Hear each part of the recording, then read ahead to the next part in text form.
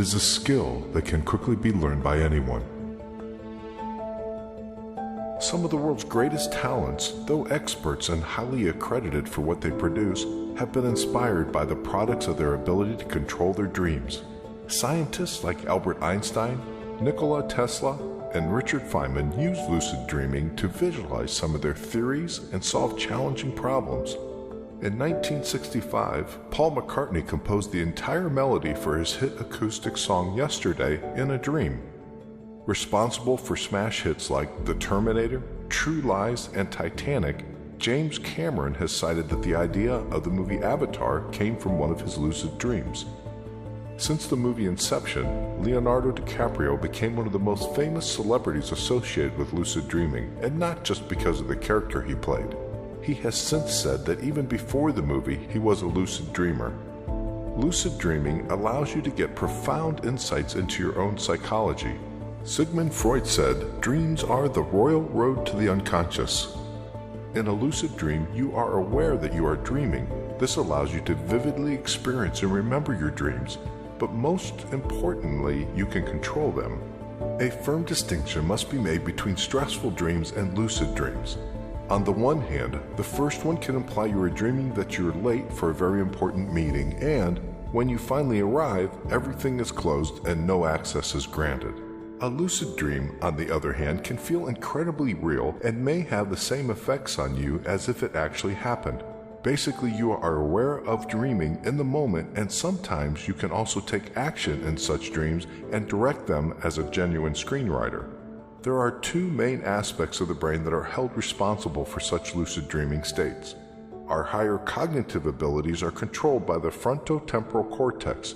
During normal dreams, even though stressful ones, it is inhibited.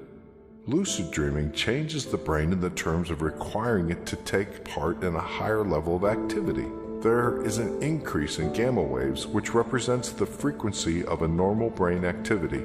When lucid dreaming takes place, these gamma waves are synchronized with other neurons that work on a frequency of conscious awareness and executive functions.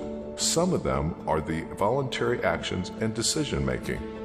Numerous scientists have shown their interest in figuring out how we, by ourselves, can determine the brain to enter into such lucid dreaming states.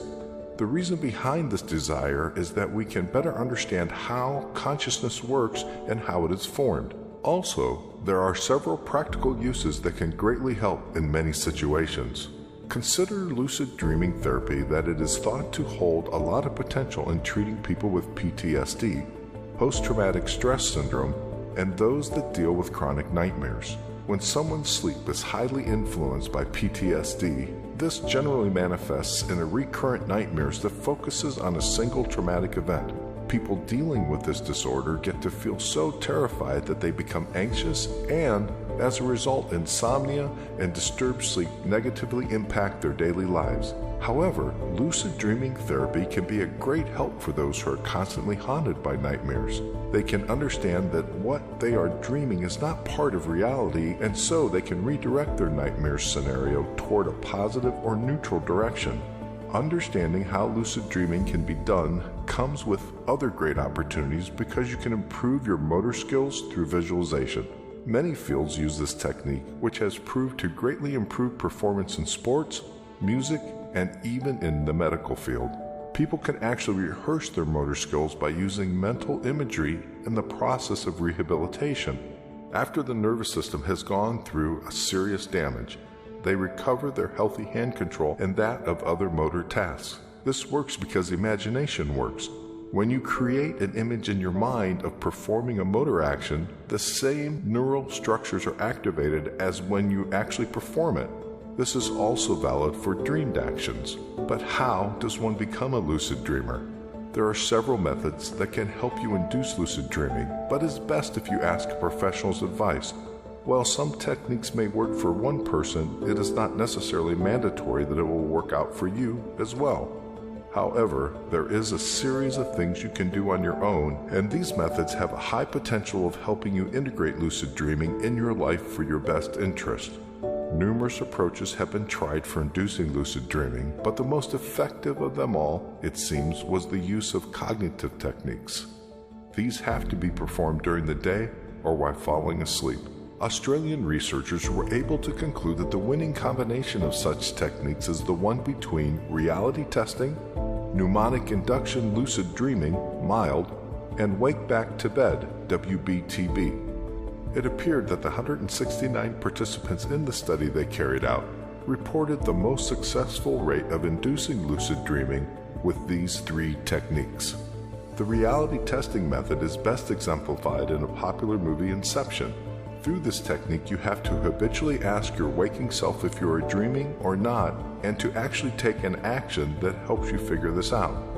In the movie, we can notice a reference to this method that has a spinning top. Normally, this would eventually stop rotating, but it goes on in a continuous flow when dreaming. If you feel that this spinning top is not the best option for you, you can always try to breathe while holding your nose. As you repeatedly check yourself during the day, you are more likely to perform the same testing while you're dreaming.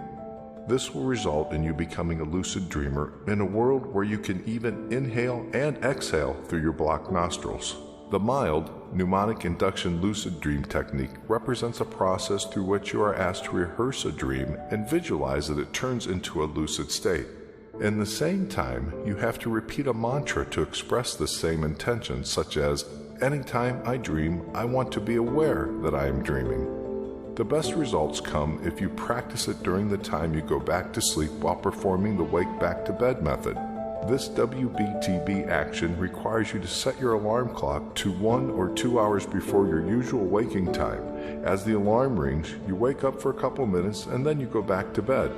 This short time of awakening increases your cortical activation in the key parts of your brain that take part in the lucid dreaming process.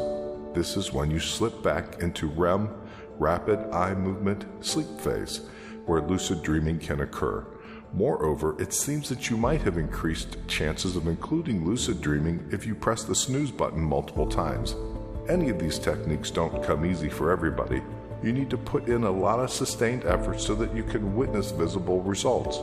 Nowadays, there are numerous programs that are meant to induce lucid dreaming by using flashlights, vibrations, or certain sounds during the REM phase of sleep. The mechanisms follow the idea that these are incorporated into dreaming content. They will alert the dreamer that he is dreaming. However, any of these external stimulation methods has to be used with extreme care. Otherwise, each stimuli will not get incorporated into the dream content, or even worse, the person will wake up. Each technique has to be specifically used according to the person's traits. For example, you might be a lighter sleeper than others, so the intensity of such external stimuli should be applied according to each individual's wake-up moment. There are certain REM sleep movements when the brain is most receptive. This, among others, is an aspect to keep in mind when using such stimulating techniques. Again, asking for a professional's advice is mandatory if you want to implement this inducing lucid dreaming process the right way. Apart from such methods, drugs are suggested as another way of inducing lucid dreaming. Galantamine, used to treat Alzheimer's disease, can help with this process of lucid dreaming, especially if it's administered while performing the WBTB or mild methods. However, research is still yet to firmly state how safe and effective it is, especially considering the fact that it can bring along many side effects. Even though lucid dreaming has been deeply explored in the recent years, there is still a long road to travel until anyone will be able to successfully use an inducing technique. There are lots of successful lucid dreamers walking our reality, and that just goes to show you that the discipline of controlling your dreams rests in your hands. Will you try it tonight? Are you already a lucid dreamer?